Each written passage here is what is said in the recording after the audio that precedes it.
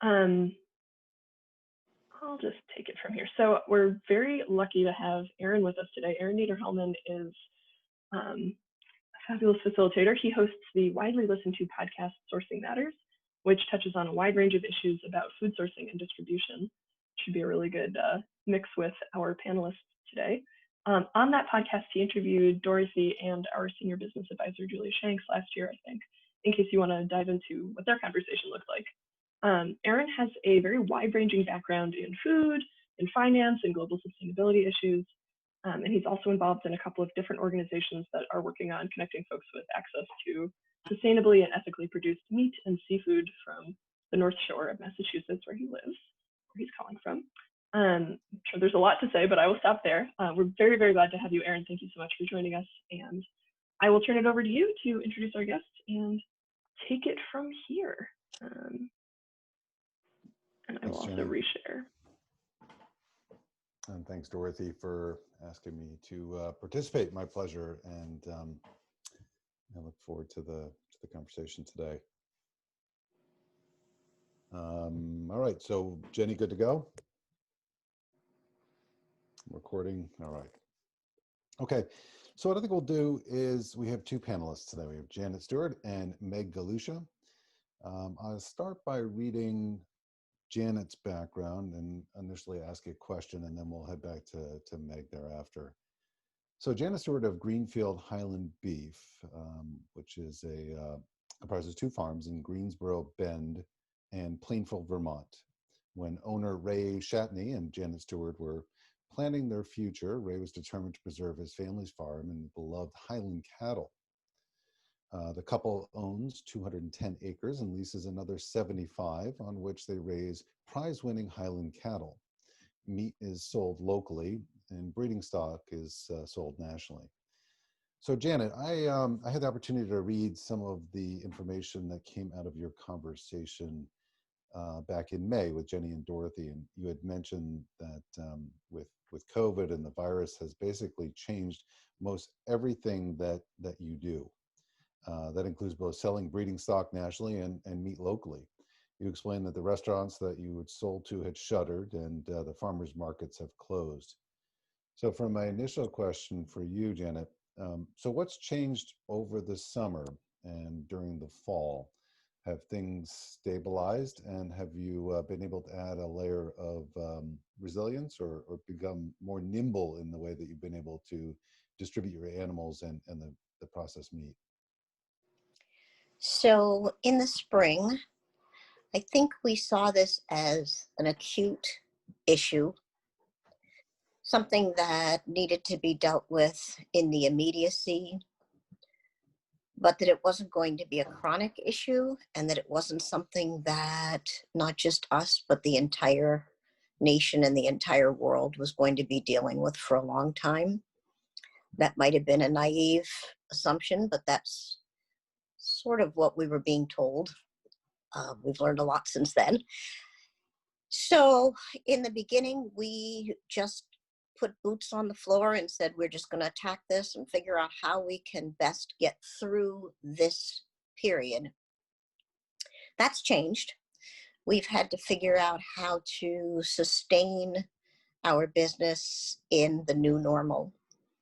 And things have happened. I think I even said back then that sometimes we make lemonade out of lemons. And one of the things that needed to happen that I probably should have done sooner, but the alligators weren't biting quite hard enough, was develop an online store, which, with the assistance of the Carrot Project and technical support, we now have in place, which is allowing customers to pre-order online, prepay, generates income every week that we did not have before. So it has really helped us be sustainable. I just finished creating a COVID-safe pickup area where people can go into a small room and an individual refrigerator freezer where they can pick up a pre-order, but they can't get into our inventory, which was probably something we needed to do sooner already. But now it's happened. We have a store that is separate from a pre-order pickup. It is absolutely beautiful. 3 weeks ago, it was a cluttered bay of a garage, and with lots of wonderful local craftspeople and many, many hours. It now has many of our awards up on the shelves. Our banners are posted all around. The floor is painted. There's new lighting. It's insulated. And there is a separate area. Someone just called today and said, I'd like 2 shank bones, 1 New York strip steak, and 1 package of ground beef. And I said, I won't be home much of tomorrow, but feel free to go into the biosecure room. Your order will be in a tub. Bring your own bag, bring your own backpack to transfer it to, leave a check in the freezer. And so I really feel that we have made some changes that are going to be with us for a long time, we hope, and have made us more accessible to our customers who want to be able to socially distance and still get healthy food. Mm. And in this showcase pickup area that you've now designed and set up, and it sounds like a great way of, again, being nimble in the approach of having to face this and to deal with it. Are you finding that it's just direct to consumer, or some of the restaurants that you had been working with previously, are they also engaging in this next step, this next iteration as we begin to open up a bit more? So this component is really direct to consumer. Mm-hmm. We just got our first order this week from one of the restaurants that's been shuttered for 8 months. Mm.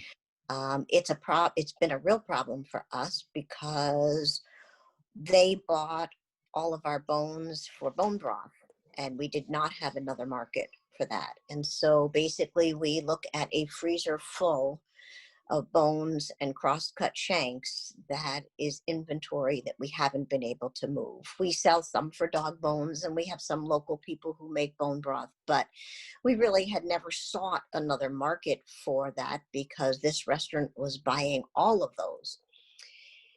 Last week, she ordered a box of bones, and I told her the first box is on us. Mm. Thank you for coming back. This is our gift to thank you. And hopefully they'll buy more. But I told her when they closed that if she was able to open again, that we would donate the box of bones so that she could get started without having to put out so much overhead. So hopefully they will be able to sustain themselves. They're doing all pickup orders and working their buns off. You know, restaurants have had a terrible, terrible time with this. And I feel like anything that we can do to help sustain them is something that we're sort of obligated to do.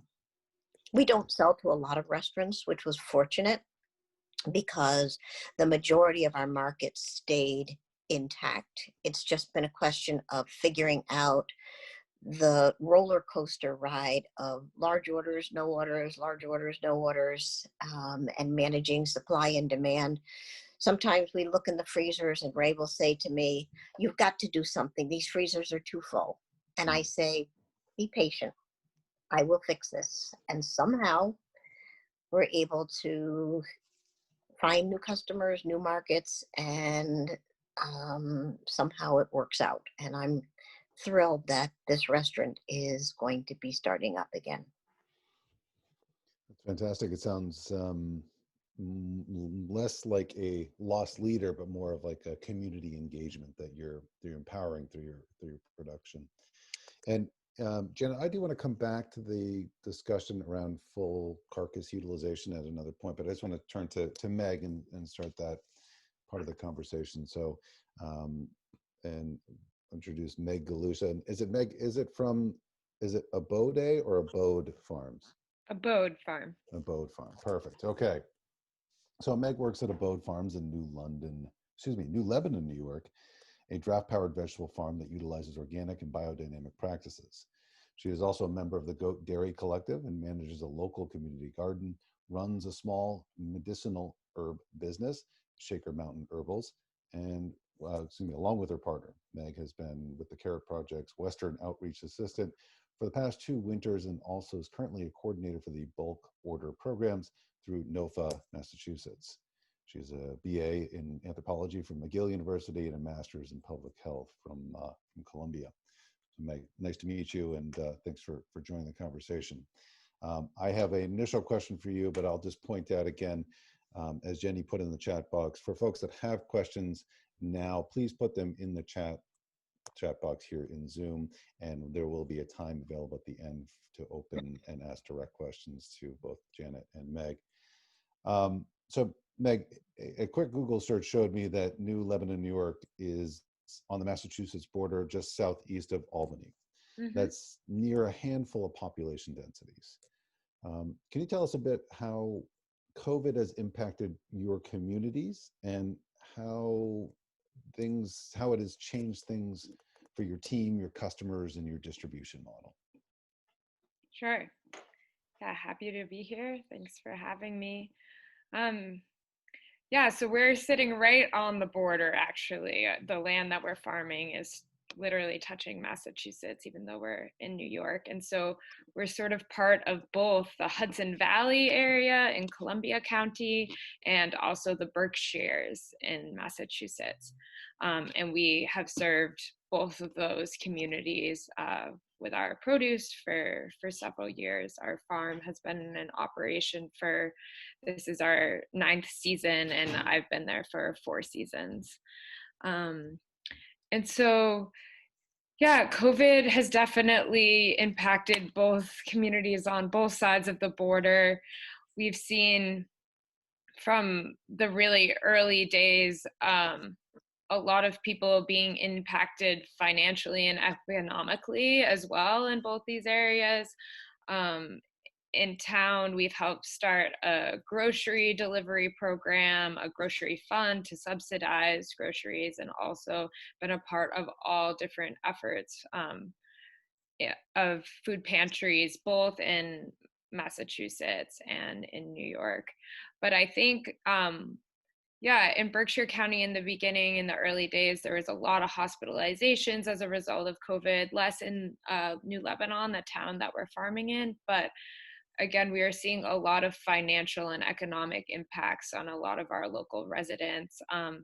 People coming to us with subsidized shares that we are able to raise money for, who are really thankful for that opportunity to continue to eat well and have good food and have groceries subsidized. And I think that's some of the more difficult impacts on folks have been economic, as well as dealing with loved ones and navigating how to relate to community members, to family members, and loved ones in the difficult time that we're having. Yeah, record high jobless rates, people under economic stress. Have you found any specific strategy in either the production or the distribution or the engagement parts with the community that have worked successfully? And it might be too early to say this, but are there any things that you've learned in this last 9-10 months that will change your business moving forward, even when the public health crisis subsides? Mm-hmm. Yeah, sure. Good questions. For us, food access has always been a part of what we wanted to do as a farm. We are a for-profit farm, but it's something that we've cared about, is getting food not only just to people in our communities, but to also those who are in need of it most. And so that arm of what we're doing as a small collective of farmers has really taken off during the COVID pandemic. And I think that's something that we will continue to do, because we've really feel like that we're meeting needs that are out there, and I don't think those needs are going away anytime soon. They existed before and will continue to persist afterwards. And so some things that we've done as a farm are raise funds to provide 17 subsidized shares to local families. We've also, and so we are a CSA farm. That's one of the the outlets that we have, we also sell produce wholesale to restaurants, grocery stores, and we participate in 2 farmers markets, one of which is now virtual. But in terms of our CSA, we've been able to provide 17 shares, both through grants and through donations from our community, which has been immense and really amazing. Last year, we only provided 4 of those shares. So that number has gone up a lot, and it doesn't hurt us as a business since we've been able to raise the money to pay for those shares. In addition, we've received grant funding to provide food every week to an organization called the Berkshire Dream Center in Pittsfield, Massachusetts. That's the closest city that we're nearest to as a farm. It's just 15 minutes away. And so they have about 200 individuals or families coming every week to pick up food.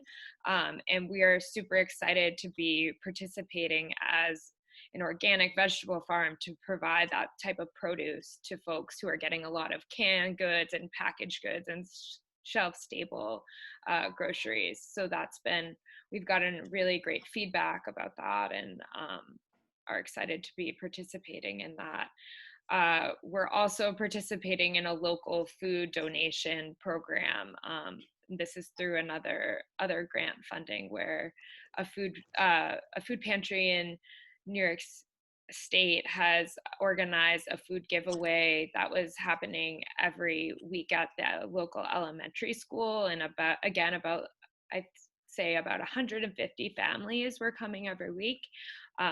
We received a grant to collaborate with other farmers and the local farmers market to organize fresh and local products to be part of this food giveaway happening every other week. And so we're sending like 60 bags of kale and 60 pounds of potatoes, and it would depend on the week and what we had in season, but it was a mix of staple goods that were familiar to folks and that we could provide on an every other week basis. We work with an organization called Long Table Harvest and do food donations through that every week. And we've had a lot more customers who are shopping with us or using our CSA who are SNAP and EBT users as well. So we've done more work on our end to set up our infrastructure for that and make that more accessible. And so I'd say overall, that area of the work that we're doing has really increased over this past year, even though it's something that we've always been working on and interested in. And I think that will continue to stay. It's great that some of our farmers have backgrounds in grant writing and nonprofit work. So we've been able to use those skills to find funding elsewhere in ways that are also, providing funding to the farm as well. Must be rewarding in many ways when you get to see. Aaron?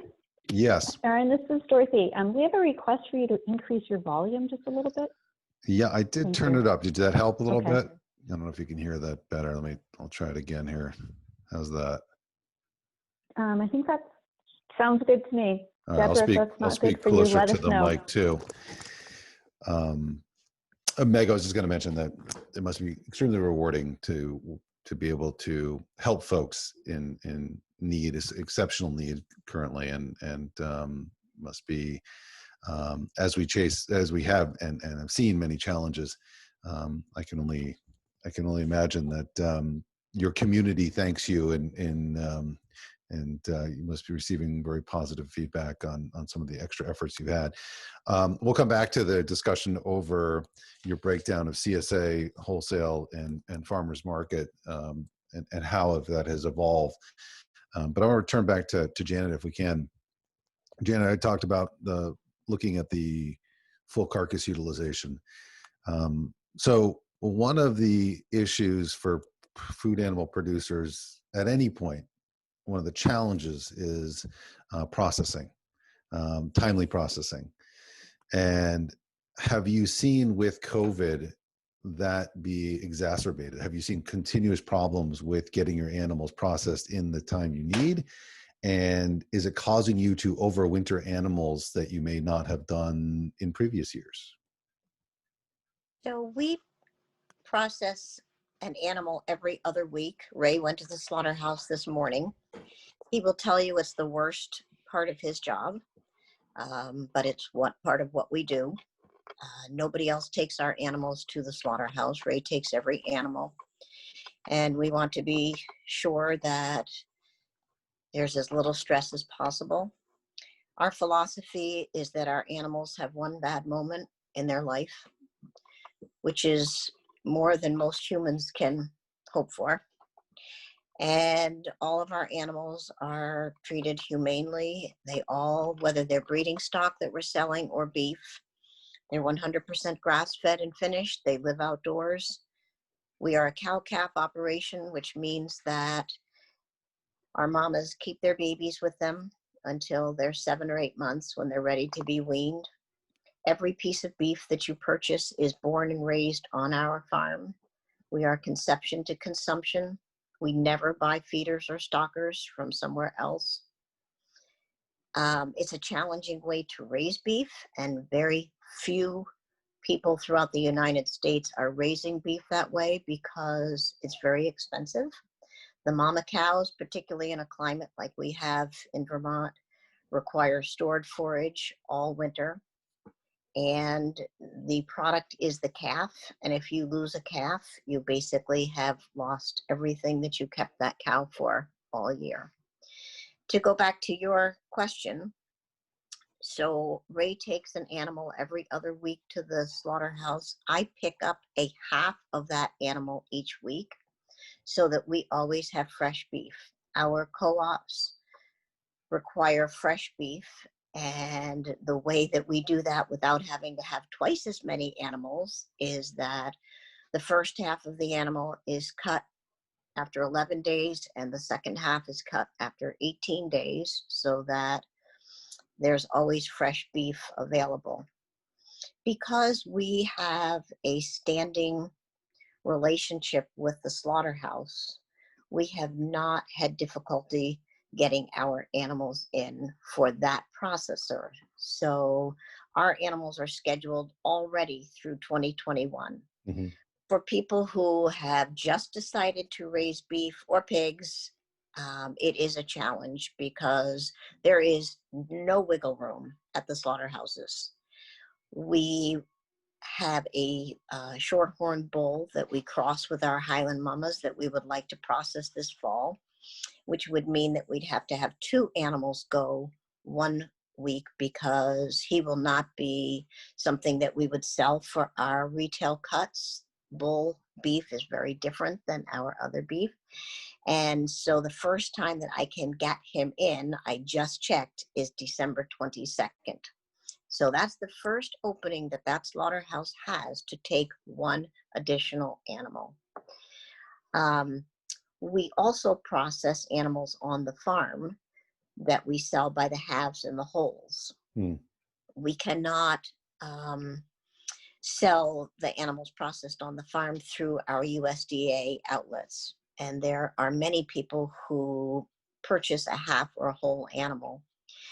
The Highlands are slow growing and they have large horns, and by the time they're ready to be processed, the slaughterhouse no longer wants to take that size animal with horns, and so those animals are processed on the farm. Our crosses, the Highland Beef Shorthorn, are naturally polled because we use a polled Shorthorn bull on the Highland mamas, so we can use those at the slaughterhouse for our commercial beef, our USDA beef. The problem that we have had this year is the on-the-farm slaughter, which I never expected. The backyard slaughterers are swamped. As I said before, people decided to raise lots of pigs for themselves, raise their own beef that they would process on their farm. And so we have many orders for the fall, and we have people who bought their half or their quarter or their whole animal in the fall for a decade. the first available time that we could get the backyard slaughterer, and I started trying to schedule this in July, is December. And so the people who had planned for and expected a fall animal for their freezers are going to have to wait till December. I think it's okay. People are willing to wait and have been very kind about it. And I certainly have other beef that I would sell them in the interim. But there is a real bottleneck. Because of COVID, I think people decided to raise their own food. And I think that the system was unprepared for that volume that would need to be processed. I don't think we'll have to overwinter anything, I hope. We do have some older cull cows that we may have to hold on to for longer than we would like to. But other than that, we've been able to sustain, I think, because we had an ongoing relationship with this small slaughterhouse. So I understand the bottlenecks in the processing side, and then on the distribution side, you had mentioned some of the work you've done with the CARE project, that you were one of 13 farms, and this is as of May, with regards to creating an online presence, an online marketplace. Now, ultimately, farmers are entrepreneurs, nimble entrepreneurs, but taking it to the level of becoming your own webmaster and your own web developer and curator of online capacities is a whole nother ballgame. Can you tell us a bit more about that learning cliff, and then how that new distribution model is impacting some of the supply chain that you have in-house, from your processing to your online marketplace? So I like the fact that you used the word cliff, because there are many times in the last several months where it felt like we were teetering on a cliff. And I definitely did, in terms of developing this online store. I am reasonably tech savvy. I taught school for 30 years. I was Vermont Teacher of the Year in 2002, but I am not a tech master. And without the assistance of the Good Egg Marketing and Myrna Greenfield, I probably would have just pulled my hair off and jumped off that cliff. She was such a superb instructor. And as a teacher, one of the things that I learned in some of these new nimble things that we had to do is that there are people who are very skilled at the context and skilled at the ability to carry things out, but they're not very good teachers. And I worked with somebody, I switched to, one of the things I did was switch to QuickBooks Online, which I needed to do to be able to share my work with a bookkeeper and to be able to get quicker information and data. The woman who taught me, I know she's super smart at this. She's super good at this. She had no pedagogy trying to teach me. And I don't get frustrated very often, but I stopped her and I said, stop. I'm not stupid, but you're making me feel stupid. And I know what it's like for kids to feel like the person who's teaching them doesn't really care whether they learn it or understand it. And that was extremely frustrating.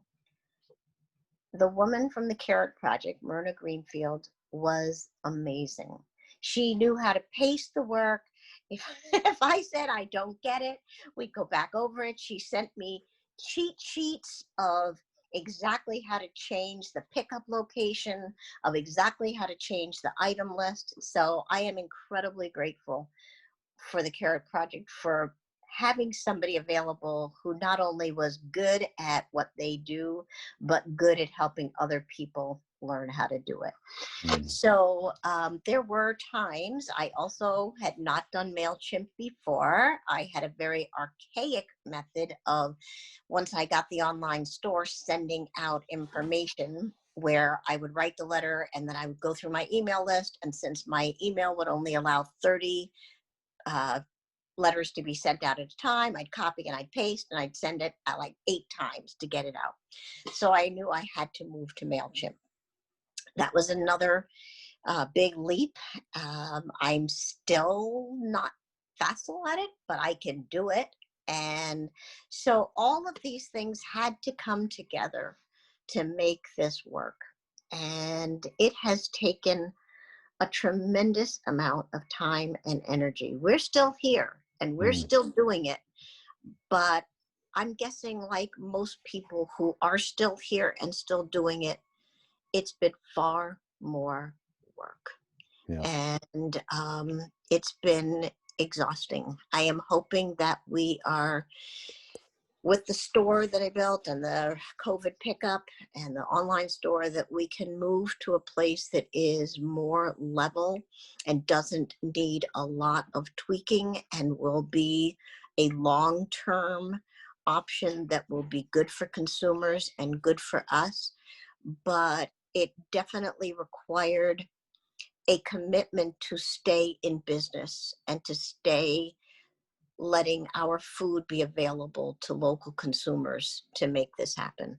Mm. I think the saying is that patience is a virtue, but I think that really is tech support patience is a virtue, right? Because In it's a this whole case, different it ballgame. was. Yeah. It's like when trying to teach my parents about how to use Zoom and, the interesting shots or angles of both sides of the camera.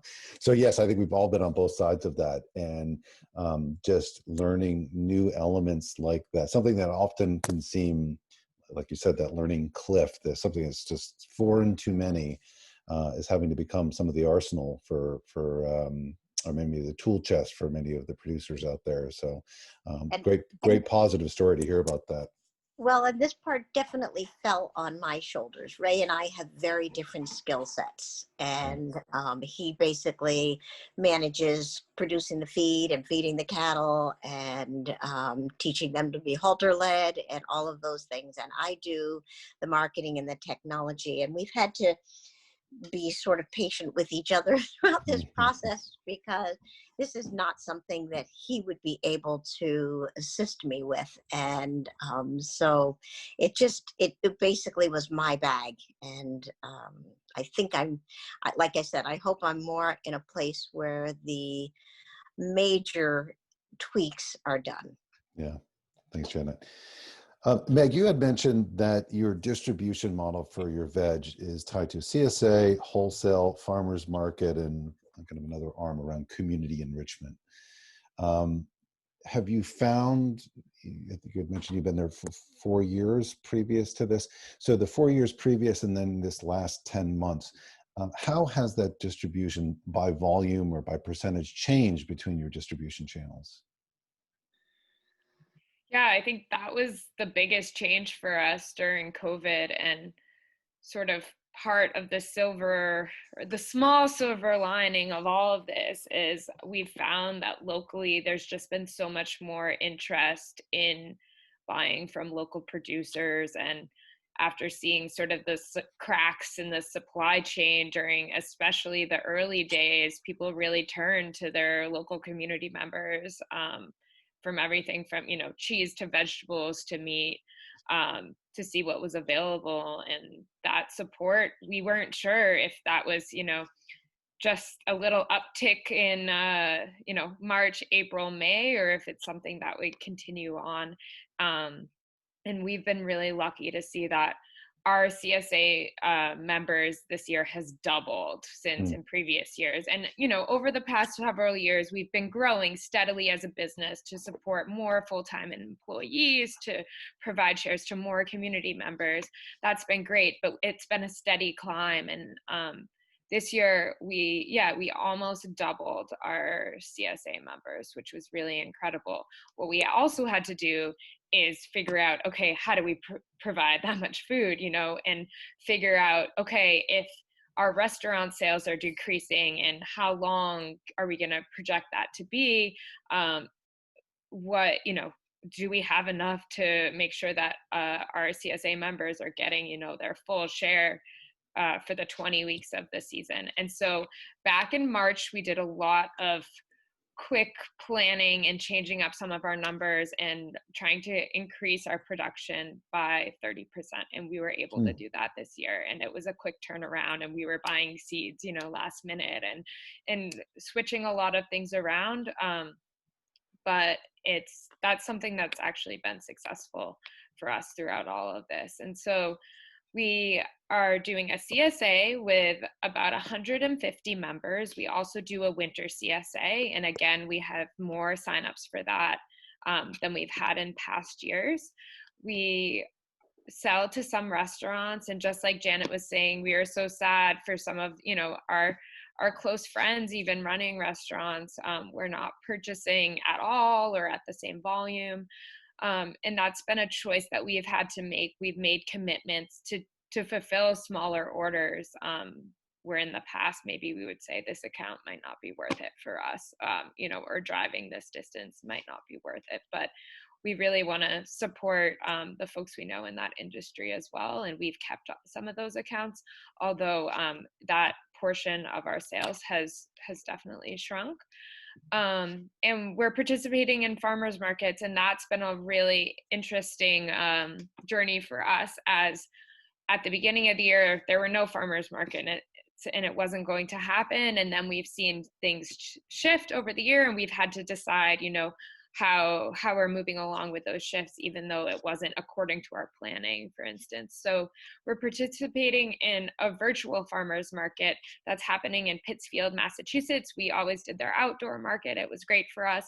And this year they went completely virtual. So what's had to change is, instead of just bringing what we have at the end of the week and saying, okay, it's Friday, we're harvesting for market, this is our plan.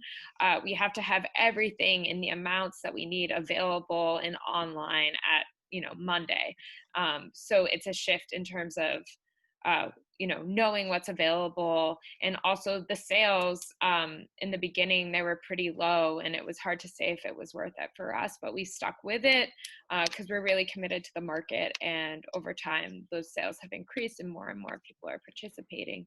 Even as grocery stores have opened back up and it's easier for folks to shop, we found that there is definitely still interest in, getting food from your local farmers, and that's the best way to do it in that community. And so we've been excited that that's been growing over the season. And then we're participating in an outdoor market in New Lebanon, New York, and that, again, we weren't sure what was going to happen with that. It's a vendor-run market. People had different opinions, and we're excited that when they opened up, at first we weren't participating because there was such little flow throughout the market, and we decided to participate every week, and it has been our best market season in New Lebanon that we've had. So again, it just comes back to the small silver lining of a lot of local interest in supporting the local economy and buying local food, of, getting to know your neighbors who are local producers, and that's been exciting for us. But I definitely also resonate with a lot of what Janet was saying. My sister and brother-in-law are livestock farmers, and just, getting slaughter dates has been super difficult, and just, shifting what we're doing. More of what we're doing now is online in terms of, these virtual markets and purchasing, and having to, quickly update and work with that, and change our schedules. There's also a virtual market in New Lebanon now, which is exciting too. And so we're participating in that. And in the past, because the sales are so small, I don't think we would have done it. But we're hoping that, there's this cultural shift that's happening, and people's buying habits are changing. And we're hoping, people are going to continue to purchase and go through the virtual market as we head into winter, and the outdoor market isn't an option anymore. Now, I do want to open this up for everyone to have a chance to have their Q&A segment, but I was hoping, Meg, you could quickly comment. In your profile, you mentioned you sell organic and biodynamic produce. Have you found it worthwhile to become USDA certified organic, or are you looking at alternatives like regenerative organic certified or real organic certified programs? And is that mattering as much to consumers if they know you directly in your, directly within your communities? Yeah, that's a great question, even, outside of what's happening in Yeah. relation to COVID. So in the past, we hadn't been certified. Like I said in my bio, we use these practices, but we hadn't been certified because our market has been so local and really, as starting out as mostly a CSA farm and that being our main market, folks were coming to us. They were so familiar with what they were doing. We were always answering questions and giving tours around the farm. And that's what mattered the most. But more recently, as we've expanded as a farm, as we're trying to grow our business, as we're trying to create more jobs for more farmers that are full-time and as year-round as possible, we found that we've reached out to other markets. And for that reason, we decided to certify this year. So we're now an organic certified farm. That's super exciting for us. While, I personally am interested in biodynamic farming and love the practices, it's a lot to certify biodynamic or regenerative. And these are things that, as a small farm, we're experimenting with. We're taking pieces from here and there, but not necessarily, like doing the whole, meeting every standard for the certification, for example. And where it's a learning process and it's ongoing, experimenting with no-till in some fields and, definitely using tractors in some fields and horses for other, for other crops. We are doing a lot of different practices and always trying to adapt to the results that we're seeing and also to the markets that we're selling to, and which is why we decided to go through with the organic certification, which we were worried might not even be able to happen this year given everything, but we were able to have to go through with that, and that was great. Thanks, Meg. Thanks for the insight. All right, so let's open this up to make sure that everyone has ample time to be able to ask questions. So we'll take it as a first come, first serve, or Dorothy, if you want to facilitate, let me know how to move forward here with this. And folks, feel free to turn your videos back on if you want a little bit of a group feel here.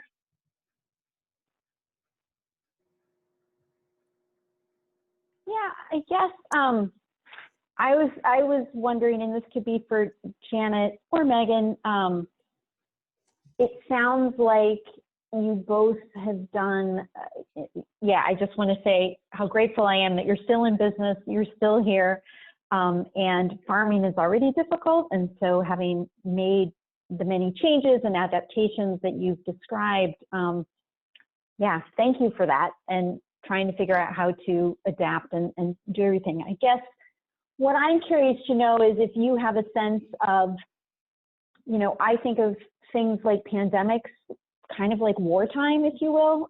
They're really stressful, and sometimes you don't know what it really is doing to you until later.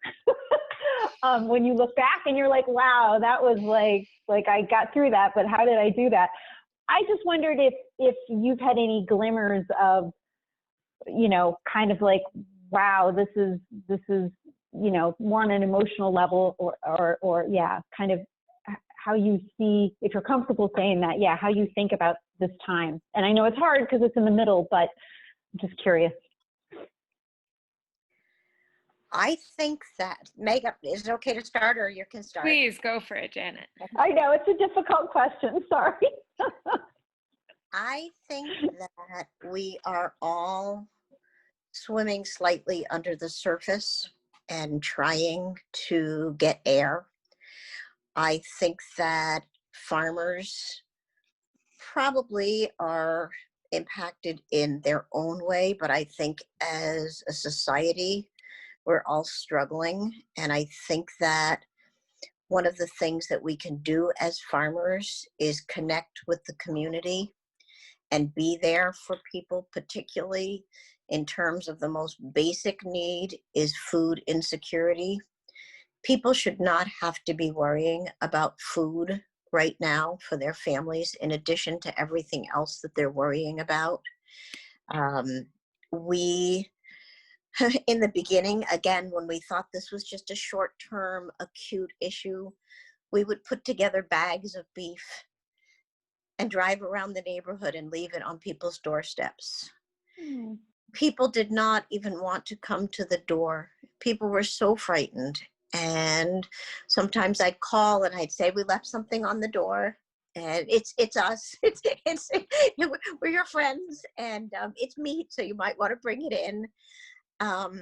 As the realization of it becoming more acute, we have always given to the food bank and to an organization called Glean in Vermont, and we've increased that. We look to see what can we give away from the freezer so that there is more at the food bank, so that there is more for people. I think that, and again, this is personal and my own thoughts. I think we are all going to look back and have some semblance of PTSD of dealing with this trauma and continuing to try to plug forward and keep our chin up. And everybody is in this together. When they talk in the beginning about we're in this together, we are in this together. And as farmers, we have a special role. It's a role that I'm very grateful for, because I have the opportunity to have enough food, and I have the opportunity to give something to people that they need and they value. I wish I could do more. I wish I could take away the other anxieties, but if I can help people not have to be afraid of not having enough good, healthy, local food to feed their family, I'm blessed to be able to do that. Great. Thank you. Thank you.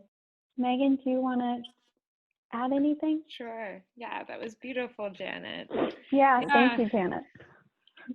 Yeah, I think on a super personal level, in so many ways, this season has been like so many other seasons where all of us, 5 farmers were happy at the beginning of the pandemic to be able to have a place to go to work and be outside, and, throughout the whole season in so many ways have been really grateful for that.